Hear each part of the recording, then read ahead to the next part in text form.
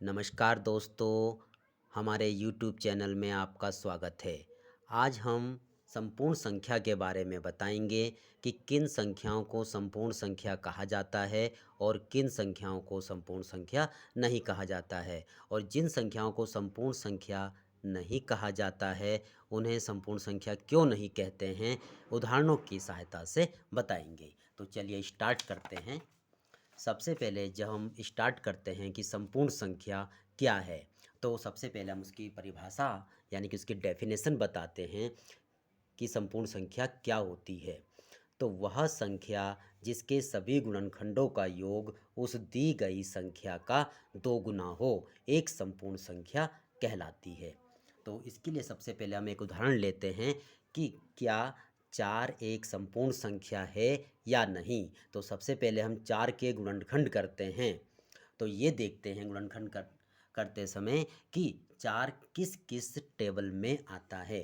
तो देखिए, जो 4 है वो 1 के टेबल में भी आता है, 2 के टेबल में भी आता है, 4 के टेबल में भी आता है।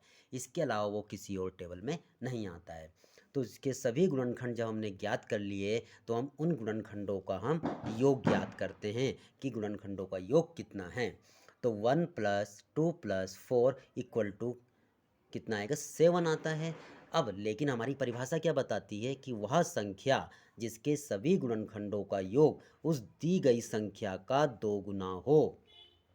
तो दी गई संख्या क्या थी हमारे पास, 4 था। तो 4 × 2 यानी कि जब 4 का डबल दुगना करते हैं हम तो 4 2 जा 8, लेकिन यहाँ पे जो ऐड किया था हमने वो 7 आया। तो इससे ये पता चलता है कि जो 4 है, 4 क्या है, एक संपूर्ण संख्या नहीं है। तो यहाँ पर हम इसको इस टाइप से लिख सकते हैं।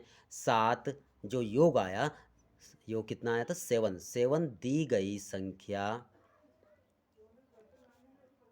संख्या 4 का दो गुना नहीं है। तो ये कहा जा सकता है कि 4 एक संपूर्ण संख्या नहीं है, संपूर्ण संख्या नहीं है। इसी को आगे बढ़ाते हैं। तो दूसरा उदाहरण लेते हैं। अब हम देखते हैं 6। क्या 6 एक संपूर्ण संख्या है या नहीं। जिस प्रकार से हमने ऊपर गुणनखंड किए थे उसी प्रकार से हम अब 6 के भी गुणनखंड करते हैं। जब हम 6 के गुणनखंड करते हैं तो 6 किस किस टेबल में आता है, 1 में भी आता है, 2 में, 3 में एंड स्वयं में भी आता है 6 में। तो अब इन सभी का योग करते हैं। इसके जितने भी गुणनखंड हैं इन सभी गुणनखंडों का योग करते हैं। इन सभी गुणनखंडों का योग करने पे कितना आया, 1 + 2 + 3 + 6। तो सबको ऐड करते हैं, 1 and 2 3, 3 and 3 6, 6 and 6 12। तो 6 का डबल कितना होता है, 12। देखो दोनों ही इक्वल टू आए। इसका मीनिंग है कि जो 12 है वो दी गई संख्या का दुगना है। 12 दी गई संख्या का दोगुना है। तो इसलिए 6 एक संपूर्ण संख्या है। इसी की टेस्टिंग के लिए अभी हम एक संख्या और लेते हैं। अब हम देखते हैं, एक तीसरा उदाहरण लेते हैं हम यहाँ पर। तीसरा उदाहरण हमने लिया है 8। क्या 8 संपूर्ण संख्या है या नहीं है। इसको करने के लिए हम 8 के भी गुणनखंड करते हैं। 8 किस किस टेबल में आता है, 1 में, 2 में, 4 में एंड 8 में। अब जब हम इन सभी का योग करते हैं, 1 + 2 + 4 + 8, तो 1 and 2 3, 3 and 4 7, 7 and 8 15। अब देखो 8 का डबल कितना होता है, 8 2 जा 16। तो ये तो इक्वल नहीं आए। तो इसका मीन्स हो गया है यहाँ पर कि 15 दी गई संख्या का दो गुना नहीं है। तो इसलिए 8 एक संपूर्ण संख्या नहीं है।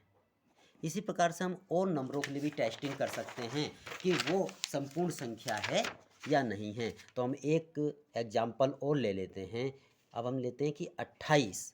28 संपूर्ण संख्या है या नहीं, इसके लिए भी हम इसके सभी फैक्टर्स करेंगे। फैक्टर कोई भी छूटना नहीं चाहिए। लेकिन देखिए, सबसे पहले ये 1 के टेबल में आता है, 2 में भी आता है, 4 में भी आता है, 7 में भी, 14 में भी एंड 28 में भी। अब इन सभी का सम निकालेंगे तो 1 plus 2 plus 4 plus 7 plus 14 plus 28, इन सभी को ऐड करते हैं। 1 and 2 3, 3 and 4 7, 7 7 14, 14 and 14 28 and 28 56। अब देखते हैं कि 28 का डबल कितना होता है। 28 का डबल इक्वल टू 56, तो दोनों ही इक्वल आए, तो इसका मीनिंग यहाँ पर ये हो गया है कि 56 दी गई संख्या का 2 गुना है, तो इसलिए 28 एक संपूर्ण संख्या है। इसी प्रकार से हम जितनी भी संख्याएं हैं उन सभी को हम ज्ञात कर सकते हैं कि कौन सी संख्या संपूर्ण संख्या है और कौन सी संख्या संपूर्ण संख्या नहीं है। लेकिन इसमें यही ध्यान रखना है, जिसका भी हम निकाल रहे हैं वो देखना है कि उसके सभी फैक्टर सभी करने हैं, कोई भी फैक्टर छोड़ना नहीं है। और दूसरा ये भी ध्यान देंगे कि उनका योग क्या आना चाहिए, उनका जो सम आना चाहिए वो दी गई संख्या का डबल अगर आता है तो वो संपूर्ण संख्या होती है, अदरवाइज वह संख्या संपूर्ण संख्या नहीं होती है। तो संपूर्ण संख्या में फिलहाल इतना ही है।